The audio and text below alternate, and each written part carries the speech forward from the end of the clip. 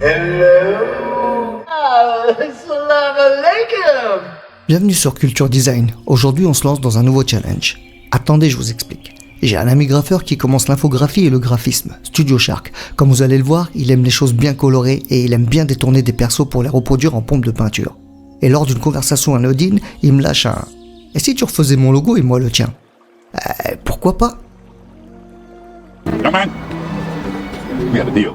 J'ai pris ce concept comme si c'était un nouveau client, mais au détail près, je n'ai fait aucun brief avec lui sur ce que j'allais réaliser. Donc ce que vous allez voir, c'est purement comment je me représente son logo. Pour commencer, je savais déjà ce que je voulais, éviter de tomber dans le piège qui m'amènerait à représenter un aileron de requin dans le logo. Trop prévisible. J'ai préféré m'inspirer de la représentation que j'avais du requin, à savoir un animal massif et furtif. J'ai donc croqué une typo très carrée, pointue, bien fat, bien aplatie, qui serait synonyme d'imposant, dangereux et en même temps surprenant et puissant. Ensuite, je me suis inspiré du mouvement du requin à la surface de l'eau pour réaliser un S qui symboliserait cela. Mais ce S serait dédoublé pour signifier les deux S de Studio Shark. Ce S symboliserait l'agilité du requin dans son élément. Et aussi, pour développer une troisième proposition, je me suis tout de même laissé tenter de faire un essai avec ce fameux aileron de requin dans le logo.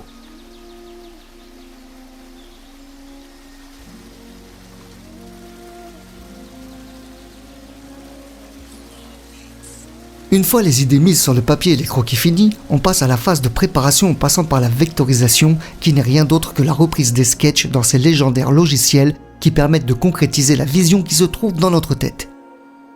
Cette étape n'est pas des moindres, car grâce à elle, les logos vont prendre forme. En effet, une fois la base des croquis refaite, on passe à la composition du logo, c'est ce qu'on appelle l'étape de recherche. On dispose les éléments de plusieurs façons différentes jusqu'à trouver un équilibre parfait entre les éléments, et ça peut prendre plus ou moins de temps. Tout va dépendre de quels effets, quelles émotions, quels messages nous voulons transmettre à travers ce logo. Pour ma première proposition, je me suis servi du triangle comme symbole. Lorsque le triangle est tourné vers le haut, sa base fait de lui le symbole de la stabilité et de l'équilibre, mais également du progrès et de la réussite. Mais vous comprendrez plus tard dans la vidéo d'autres raisons qui m'ont poussé à choisir cette forme. Il arrive parfois que dans la phase de recherche, on passe beaucoup de temps à tester des choses, des combinaisons et des effets en espérant trouver un élément inspirant qui donnerait une nouvelle tournure à notre composition. Mais il arrive aussi qu'on se perde et que ça aille beaucoup trop loin. Mais ces essais sont nécessaires afin de restreindre les champs d'action et de déterminer la direction que l'on souhaite prendre, et ce, surtout lorsque les idées ne sont pas limpides dans notre imaginaire. Tout compte fait, retour en arrière et on cherche à simplifier le logo.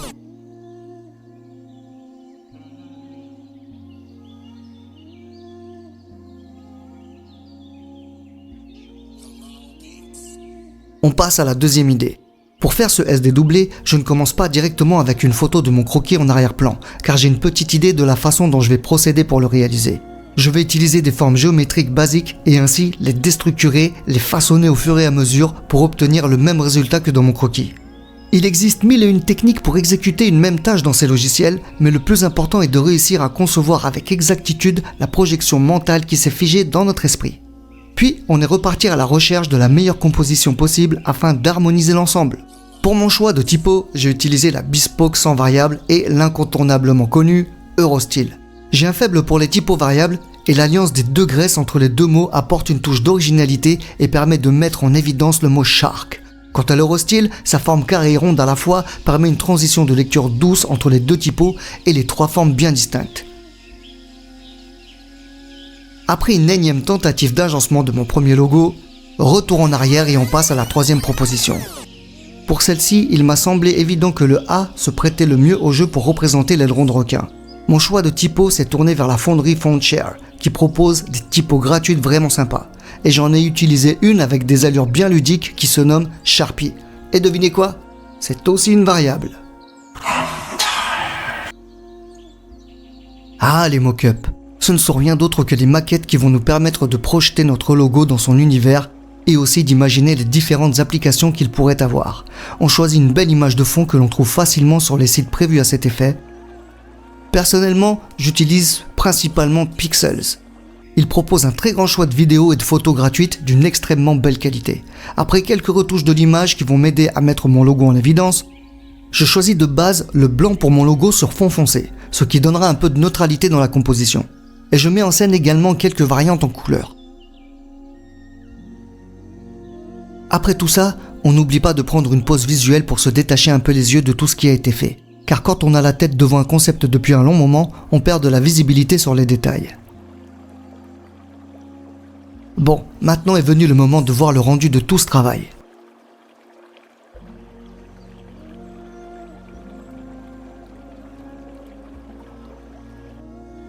Pour cela, rien de tel qu'une petite animation, et comme vous le voyez, celles que j'utilise viennent de Render Forest. Et oui, faire ce genre d'animation demande beaucoup de temps et c'est vraiment pratique pour ce genre d'exercice. J'ai cherché des ambiances qui me rappelleraient l'univers marin, mais j'ai aussi trouvé une animation qui m'a rappelé le graphisme.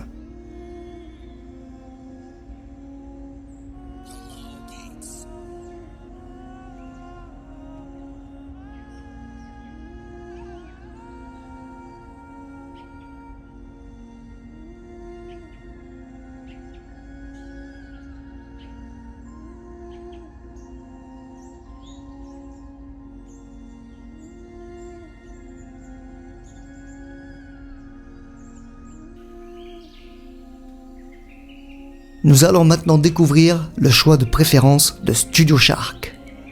Alors, mon choix de préférence dans l'ordre, c'est le dernier. Ce sera le premier en catégorie que j'aime, c'est le premier parce que il ressemble vraiment, tu vois, l'écriture avec le A en aileron. C'est vraiment comme moi je le voyais, tu vois.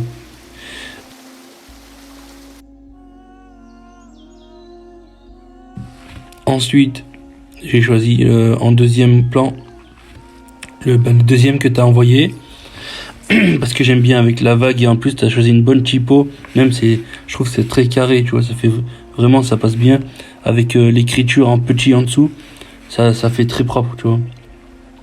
Le premier, le seul truc pourquoi je dis c'est en dernier, mais il aurait pu être premier, c'est que en fait, c'est vraiment que ça fait très marque de sport de combat. Avec le triangle derrière, ça fait vraiment ça. Vous vous rappelez dans la phase 2, je vous disais que j'avais choisi le triangle pour sa symbolique, mais pas que. Pour ce premier logo, je voulais faire ressortir l'aspect dangereux du requin, et bien qu'il puisse facilement représenter un aileron, une dent, une nageoire, il peut également faire penser au nez du requin lorsqu'il remonte à la surface pour attraper sa proie.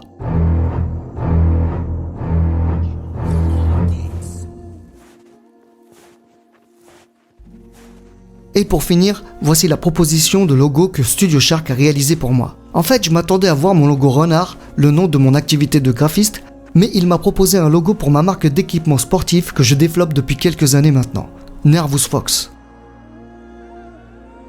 Et je vous avoue que sa proposition est terriblement intéressante. Elle me rappelle les marques de sport mécanique et ce petit renard en négatif dans le N et le F est super bien trouvé.